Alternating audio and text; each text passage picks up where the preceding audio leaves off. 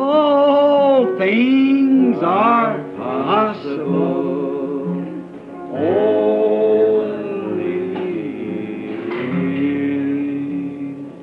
fear not, little flock, from the cross. Hear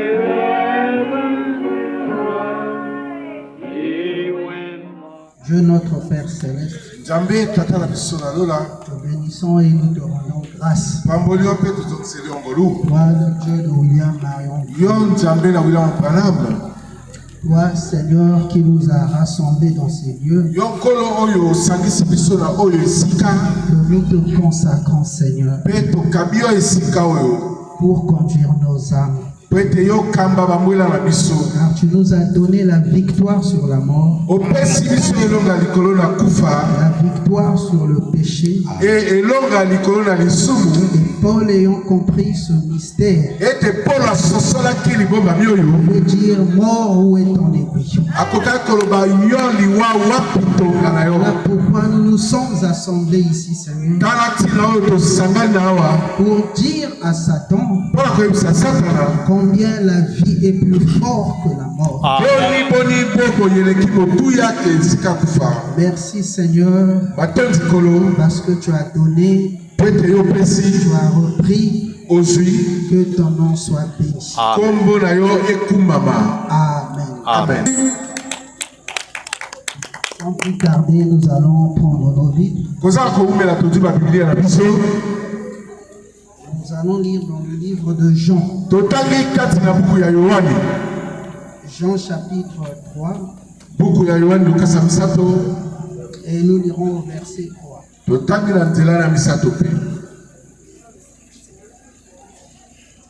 C'est Jésus qui parle. Jésus lui répondit, en vérité, je te le dis. Si un homme ne naît de nouveau, il ne peut voir le royaume de Dieu. Nicodème lui dit, comment un homme peut-il naître quand il est vieux? Peut-il rentrer dans le sein de sa mère et naître? Jésus répondit, en vérité, je te le dis, si un homme ne naît d'eau et d'esprit, il ne peut entrer dans le royaume de Dieu. Ce qui est né de la chair est chair, et ce qui est né de l'esprit est esprit. Que Dieu ajoute la bénédiction à la lecture de sa parole. Ce soir, j'aimerais partager avec vous un petit sujet que le Seigneur a mis dans mon cœur. Et ce sujet dont j'aimerais partager avec vous parle de la nouvelle naissance. Pendant que vous êtes assis, j'aimerais lire un autre passage dans Jean 17. Or, la vie éternelle, c'est qu'ils te connaissent, toi le seul vrai Dieu, et celui que tu as envoyé, Jésus-Christ. Alors, bien-aimés dans le Seigneur, nous savons qu'aujourd'hui, la mort n'est plus à l'ordre du jour. Parce que nous allons tous mourir. Amen. Amen. On est un jour, mais un jour on va mourir. Donc la vie sur la terre a un commencement. Elle a aussi une fin. Mais entre la naissance et la mort, il doit avoir quelque chose de très important. Sinon, naître et mourir un jour n'a pas de sens. Alors chaque homme sur la terre devrait se poser la question. Si je nais un jour pour mourir un jour, alors pourquoi suis-je sur la terre? Amen. Amen. Et c'est la question que tout le monde devrait se poser. Parce que la soif de vivre est là dans le cœur. Même quand on a vieilli, cette soif-là brûle toujours dans le cœur. Ça veut dire que c'est une profondeur. Or, s'il y a une profondeur, c'est qu'il y a une autre profondeur. Répondre à cette profondeur. Amen. Donc, si l'homme a soif de vivre toujours, c'est qu'il y a une vie quelque part. Parce que vous recevez ce à quoi vous vous attendez. Et une pensée ne peut pas traverser votre esprit si cette chose n'existe pas à vous. Voilà pourquoi chaque être humain sur la terre peut se poser la question: pourquoi suis-je ici? Dans quel but je suis ici? Et à la fin, où est-ce que j'irai? Nous connaissons un homme dans la Bible qui a dit: je sais d'où je viens et je sais pourquoi je suis sur la terre. Et je sais aussi là où je vais. Bien aimé dans le Seigneur, le ciel est une réalité. Aujourd'hui, si on vous parle du ciel, on doit le décrire. Il ne s'agit pas d'un ciel imaginaire, mais il faut le décrire. Amen. Mais Jésus a dit: à moins de naître de nouveau, nul ne peut entrer dans le royaume de Dieu. Donc la nouvelle naissance apparaît comme une exigence. En fait, on ne devrait pas naître de nouveau, mais on doit naître de nouveau. La nouvelle naissance est obligatoire. La nouvelle naissance n'est pas seulement pour les laïcs, mais c'est pour tout le monde. Amen. Voyez-vous, bien aimé dans le Seigneur, aujourd'hui, les gens ne veulent plus entendre. Ils veulent qu'on leur parle des bonnes choses. Ils veulent qu'on leur parle des discours persuasifs. Mais Jésus, qui est le propriétaire du ciel, dit: à moins de naître de nouveau, nul ne peut entrer dans le royaume de Dieu. Donc la nouvelle naissance est incontournable. Que vous soyez pasteur, que vous soyez diacre, que vous soyez huissier, que vous soyez archevêque, la nouvelle naissance est obligatoire. Quand vous ne naissez pas de nouveau, je ne vous connais pas. Amen.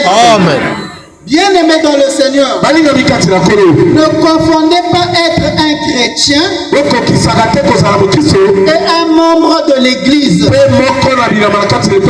véritable chrétien, c'est celui-là qui est né de nouveau. Amen. Le mot chrétien apparaît dans Actes chapitre 13. Lorsqu'ils ont vu les disciples, ils reflétaient la vie de Jésus-Christ. Et voilà pourquoi on les appelait chrétiens. Donc être chrétien, c'est naître de nouveau. Quand vous ne naissez pas de nouveau, alors vous n'êtes rien qu'un membre de l'église. Or les membres de l'église, Dieu ne les connaît pas. Et vous remarquerez même dans la la naissance naturelle et que vous êtes dans les reins de votre père, votre père ne vous connaît pas. Il faut que vous veniez au monde pour qu'on puisse vous connaître, qu'on puisse vous donner un nom pour entrer dans cette famille, prendre le nom de cette famille. Naissance naturelle, un type de la naissance spirituelle. Et que vous ne naissez pas de nouveau, je sais que vous existez, mais je ne vous connais pas. Et plus souvent on a tendance à croire, parce qu'on est pasteur, parce qu'on est diacre, on est d'office sauvé. C'est un mensonge absolu. Amen. Être pasteur, c'est le baptême du Saint-Esprit qui le fait. Quand je prêche là, c'est le baptême du Saint-Esprit.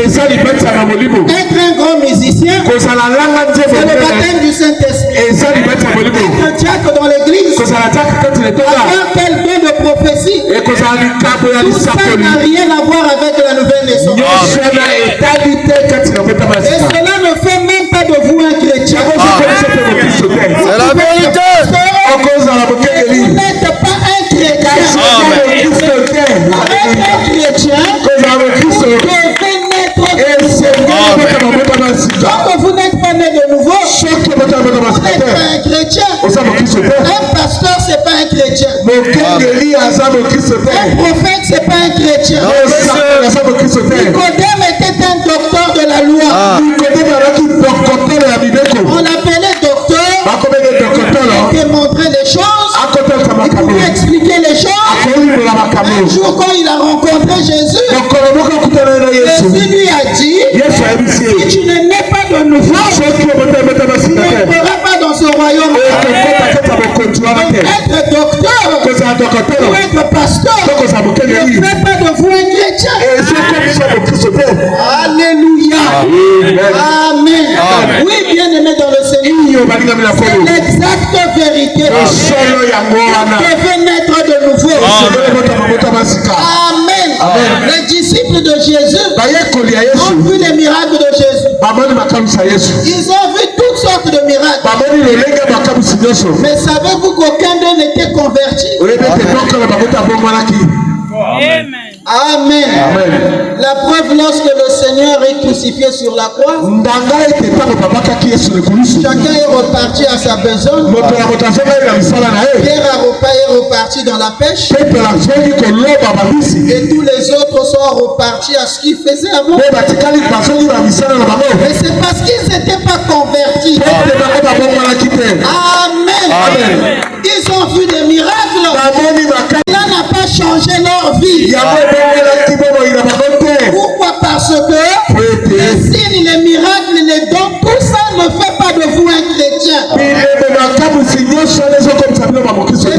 Pierre a renié le Seigneur 3 fois.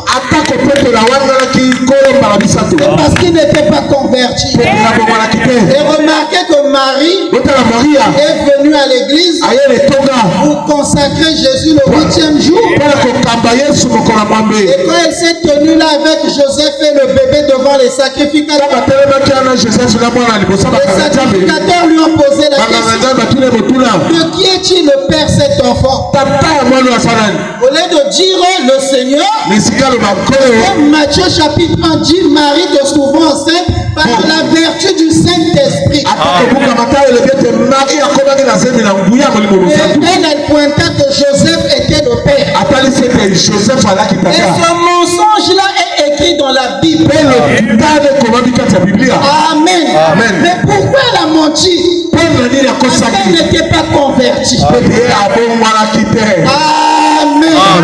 Lorsque les gens ne sont pas nés de nouveau, dans l'église, il n'y a que le mensonge, il y a que le commérage, il y a la souillure, la mauvaise vie, et toutes ces choses-là parce que les gens ne sont pas convertis. Et Genèse 1 au verset 11 nous dit: chaque chose se reproduit selon son espèce. Si vous avez quelqu'un inconverti qui vous conduit, alors les inconvertis vont se répandre dans l'église. Amen. Voilà pourquoi frère Branham disait, Seigneur, je leur prêche la parole. Je leur prêche la vérité. Mais j'aimerais moi aussi être l'un d'eux. Moi aussi je veux naître de nouveau. La nouvelle naissance est obligatoire. À partir de la nouvelle naissance, vous accédez à la vie éternelle. La justification ne vous introduit pas dans la vie éternelle. Détruit le monde par l'eau. Mais le péché a survécu. Amen. Le péché a survécu. Après, Jésus est venu mourir sur la croix. Et regardez le monde, le péché a survécu. Vous verrez quelqu'un venir à l'église dire que Jésus est mort pour moi, il est mort pour mes péchés, mais quand il sort là, il continue à mener la vie qu'il menait. Vous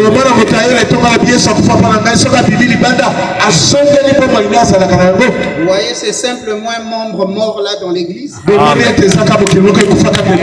Or, ce n'est pas ça que Dieu exige. Que Dieu existe, c'est la nouvelle naissance. Et Branham dit dans la prédication, vous devez naître de nouveau. Comment on reconnaît un vrai pasteur? Comment on reconnaît un vrai et authentique serviteur de Dieu? Il dit, il insistera sur la nouvelle naissance. Parce que c'est à partir de la nouvelle naissance que vous rentrez dans la vie éternelle. Amen. Mais quand vous êtes justifié, c'est comme un canard qui rentre dans l'eau. Mais il ressort, il n'est pas mouillé. Amen. Voyez-vous, c'est ce que les gens font aujourd'hui. Amen. Ils ne veulent pas de la nouvelle naissance. Ils veulent qu'on leur parle des prophéties. On leur parle de la réussite. On leur parle du mariage. Mais si tu te maries sans la nouvelle naissance, qu'est-ce que tu feras de cet homme-là? Qu'est-ce que tu feras de cette femme-là? Tu ne peux pas la faire souffrir. Parce que tu n'es pas converti. Alléluia. Jésus a dit, je promets vraiment le royaume des cieux. Et le reste vous sera donné par-dessus. Et Colossiens a dit, il est le premier-né de la création.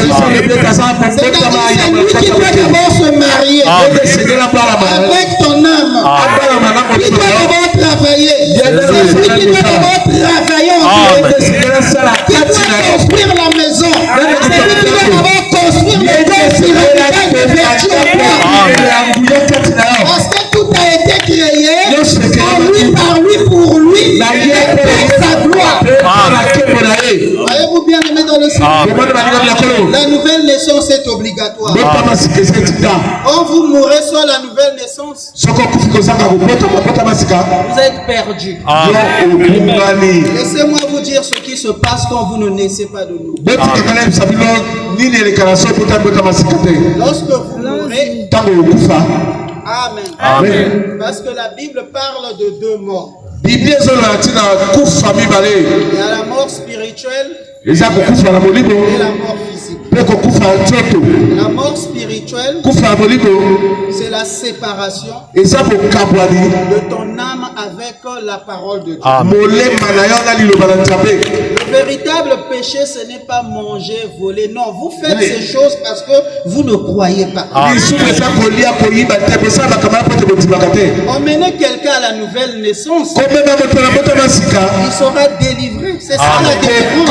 Je ne crois pas que quelqu'un qui est né de nouveau a besoin encore d'être délivré. Non, monsieur. On va lever des démons, des sirènes, on va le mettre. Vous naissez au Congo, vous êtes Congolais. Mais quand vous naissez dans le royaume, vous vous délivrez de quoi? Alléluia. Quand tu cherches la délivrance. Ceux qui ne sont pas encore Amen. Amen. Oh, les maris de nuit. Oh, ceci, cela. Tout ça là parce qu'on n'est pas né de nous. Amen. Et comme on ne sait même pas là où frapper le péché, alors on est en train de couper les branches, de couper les branches. Mais la sève est là. Parfois elle descend. On ne voit pas les fruits. On l'appelle bon frère. C'est la sève qui est descendue. On ne voit pas les fruits. Quand la saison va arriver, on produit les fruits. Donc en fait, il faut mettre la cognée à la racine. Et raffiner complètement. C'est ça. Donc lorsque vous mourrez, ce corps-là retourne à la poussière. Parce qu'il n'a qu'une promesse, Genèse 3, verset 19. Poussière, tu retourneras à la poussière. Amen. Et dans 2 Corinthiens 15, 50 à 51, Paul parlant de l'enlèvement. Il parle des corps, mais à la fin, ce que j'aimerais vous dire, c'est que la chair et le sang n'héritera pas le royaume.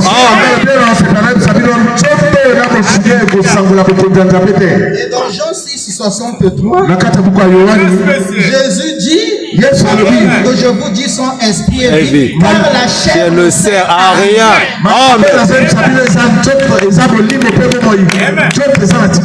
Vous comprenez, quand on parle de la nourriture charnelle, il est très attentif. Quand on parle de l'argent, il est très attentif. Parce que ça lui concerne. Et quand on parle de la vie éternelle,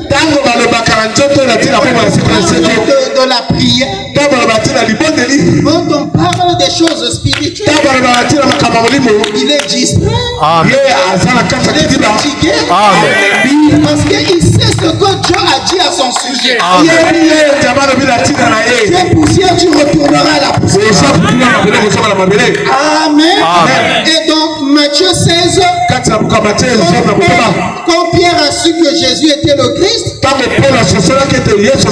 Jésus l'a dit, ce n'est ni la chair et le sang qui t'ont révélé. Dans le Seigneur, pensez-y.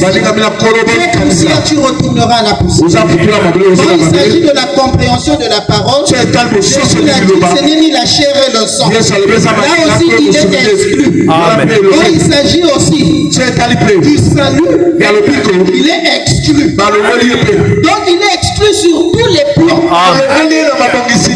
Pensez-vous qu'il va aimer la parole? Pensez-vous qu'il va aimer la prière? Vous l'avez compris, voilà pourquoi il a dit crucifier la chair ainsi que ses parents. La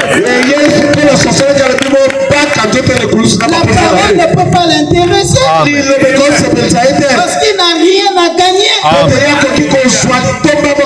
Tu es poussière, tu retourneras à la poussière. Vous lirez cela dans Ecclésiaste 12 au verset 9.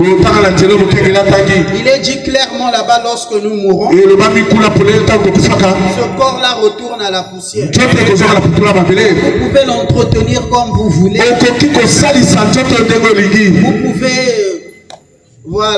Vous pouvez mettre tout ce que vous voulez. Branham un jour est allé dans une entreprise spécialisée en produits chimiques. Et cette entreprise-là était de la cendre humaine et prélever les produits chimiques pour faire, je sais pas, d'autres. Branham est allé là-bas, il les a demandé, pouvez-vous me donner la valeur d'un corps en éléments chimiques, c'est-à-dire ce corps. Et ils ont dit que non, en éléments chimiques, ce corps-là ne vaut que 86 cents.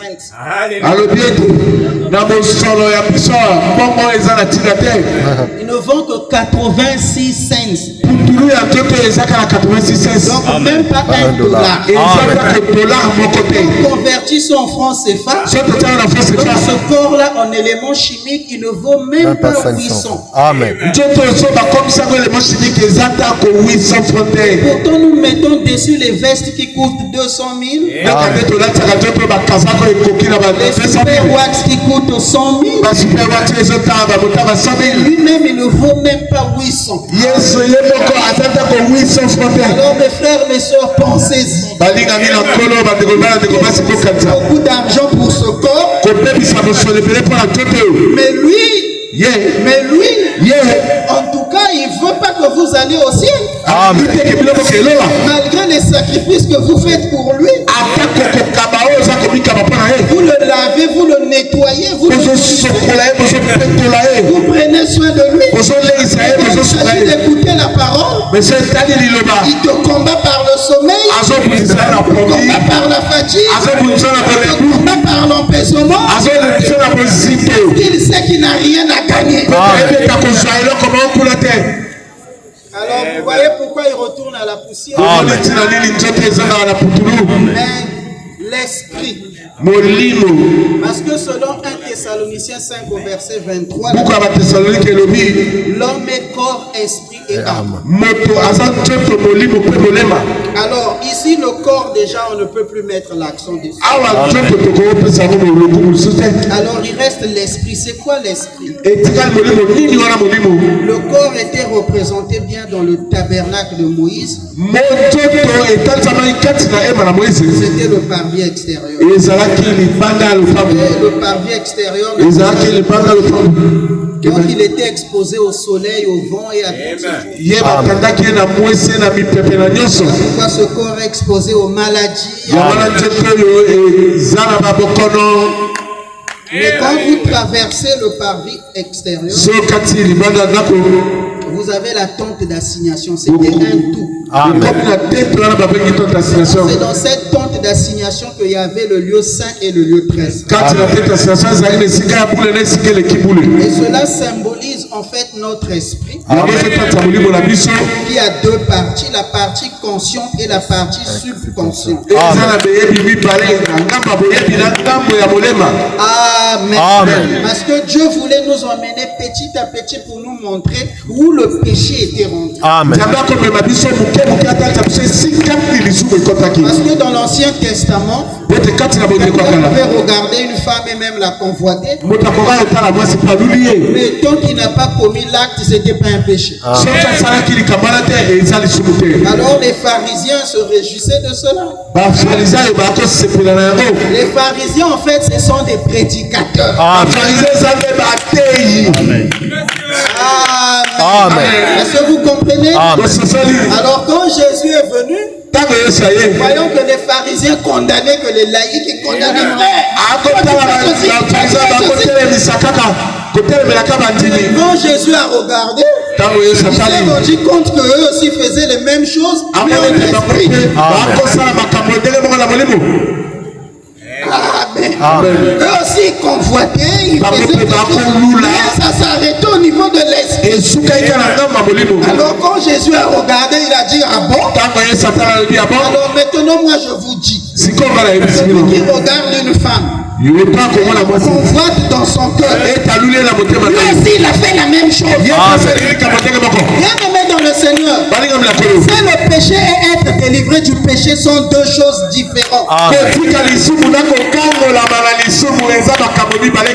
pouvez laisser le péché, mais vous n'êtes pas délivré du péché. Un exemple apparaît dans l'Ancien Testament. C'était la femme de Lot. Elle est sortie de Sodome. Physiquement, on pouvait mesurer la distance. Physiquement, on pouvait voir avec les yeux. Le frère là est impeccable. La soeur là est impeccable. Et pourtant son esprit est resté à Sodome. Alléluia. Voilà pourquoi, bien aimé dans le Seigneur, nous sommes ici pour laisser le péché. Nous sommes là pour être délivrés du péché. Et puis jusqu'à la racine. Même le désir doit partir. Amen. Tout ça, ça doit partir. Pourquoi? Parce que beaucoup ont laissé, ils ne sont pas délivrés. Amen. Voilà pourquoi il faut la nouvelle naissance. Amen. Voyez-vous bien aimé dans le Seigneur? Alors c'est quoi l'esprit? Il faut qu'on vous explique ça. Amen. Amen. Or lorsque vous venez dans Genèse, chapitre 2, Genèse 1 verset 27, Dieu créa l'homme. Et Paul dit dans 1 Corinthiens 15 au verset 45, il s'agissait de l'âme. Amen. Alors on arrive maintenant dans Genèse 2. Donc c'était un homme formé des 16 éléments de la terre. Mais Dieu ne sachant qu'il n'y a pas de lien direct entre l'âme et le corps, alors il souffla une haleine de vie. Et cette haleine de vie, Job dit dans Job 33 au verset 8, il dit: l'esprit de Dieu m'a créé et le souffle du Tout-Puissant m'anime. Et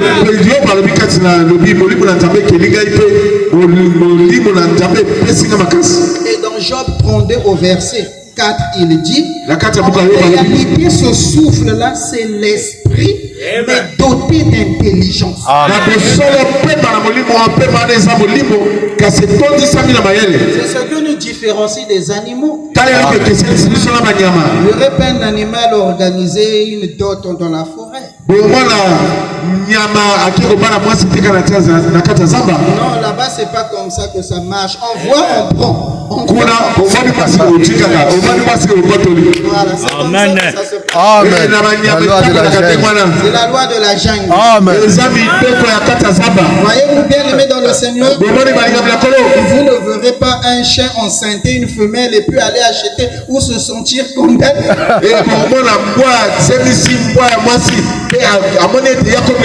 Parce qu'il n'a pas une conscience. Amen.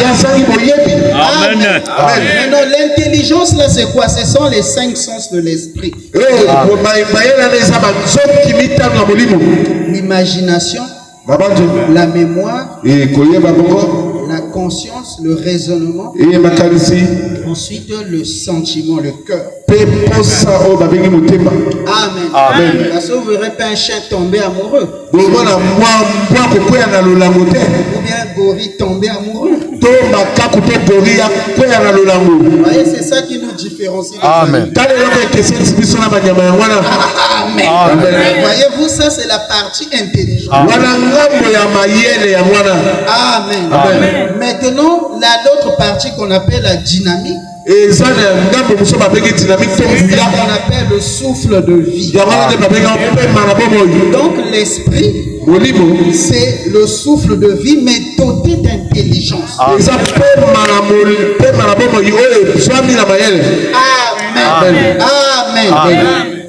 Voyez-vous bien aimé dans le Seigneur? Et dans le lieu, ça c'était typifié par les ustensiles de l'Éternel, à savoir le chandelier d'or, la table sur lesquelles il y avait les pains de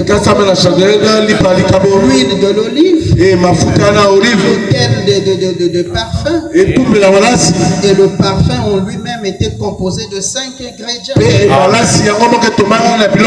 Ce sont ça les ustensiles de l'Éternel. Amen.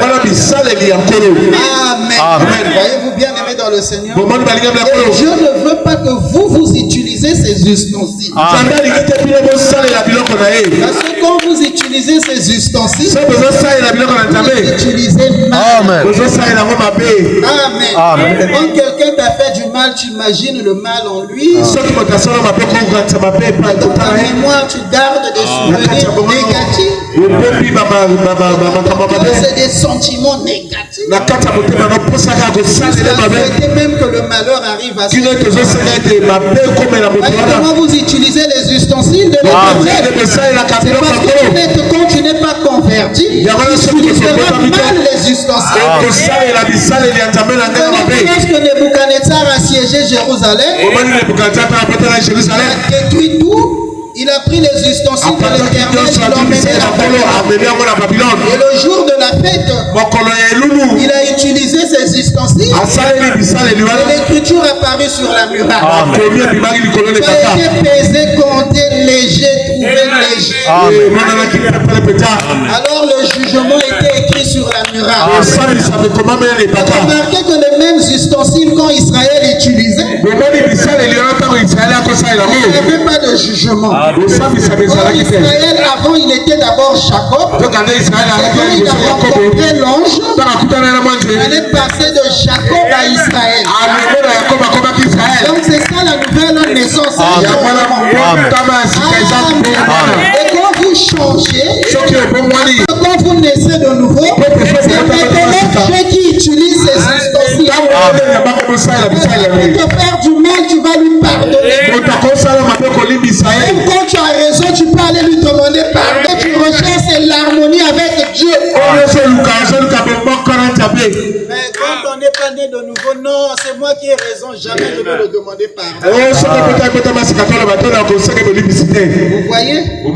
Vous voyez les ustensiles de Dieu. Vous les utilisez. Amen. Alors lorsque vous mourrez, l'esprit se sépare en deux. La partie dynamique retourne à Dieu. C'est-à-dire le souffle de Dieu. Maintenant la partie intelligente s'accroche à votre âme. Amen. Amen. Voilà pourquoi ta propre conscience va te condamner. Alléluia. Amen. En réalité, Dieu ne juge personne. Amen. Disons Dieu va juger, mais en réalité, Dieu ne juge pas. Et c'est ta propre confrère Branham dit quand vous êtes sur le point de mourir, votre vie apparaît là comme un écran devant vous. Et votre conscience va vous condamner. Votre conscience va vous dire ça c'est pas la parole, ça c'est pas la parole. Va en enfer. Va pas contester. Amen.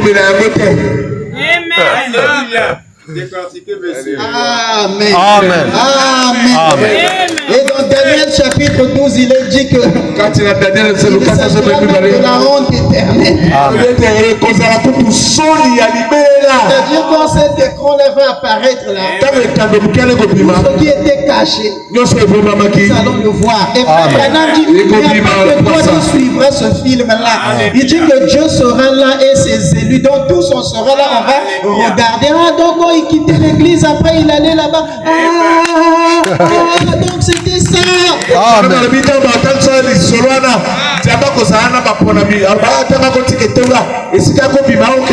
que quand vous atteignez l'âge de 12 ans, la 4e dimension commence à enregistrer toute votre vie. Et le jour où vous naissez de nouveau, Dieu prend lui-même un chiffon. Il efface tout. Amen. Alléluia. Il efface tout. C'est la vérité. Il prend son sang, il verse dessus. Amen. Et lorsque tu regardes, tu ne vois que le sang. Il a condamné le sang de Jésus-Christ. Il n'y a plus de condamnation à ceux qui sont en Christ. Nous sommes venus dans le message. Cette honte là ne retombe pas sur nous. Et que le Dieu du ciel puisse effacer tous nos iniquités. Qui a rejeté la parole. Allez voir tout ce que tu nous caches là. Alléluia. Amen. Rien ne sera caché ce jour-là. Si sur la terre tu peux te cacher, mais ce jour-là tu ne te cacheras plus. Tout sera tellement clair comme l'eau de roche. On comprendra que tu n'étais qu'un corbeau au milieu de nous. On comprendra seulement que c'est un loup déguisé. Nous sommes venus faire du tourisme dans le message. On n'était reposé que sur les concepts de raisonnement. Voilà pourquoi tu t'es retrouvé là-bas. Et puis vous qui craignez maintenant,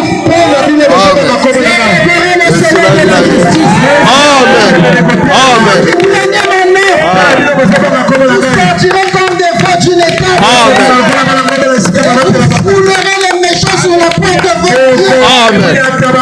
Vous marcherez sur eux comme les laçons. Dieu les détruira. Il ne vous laissera ni racine ni rameau.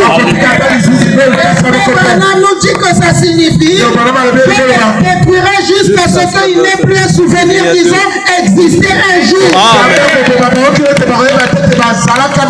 Bien-aimé dans le Seigneur, essayez d'imaginer que tu te détruis jusqu'au point où tu ne te souviens que tu as existé. Moi je ne veux pas de ça. Voilà pourquoi j'ai donné ma vie à Jésus.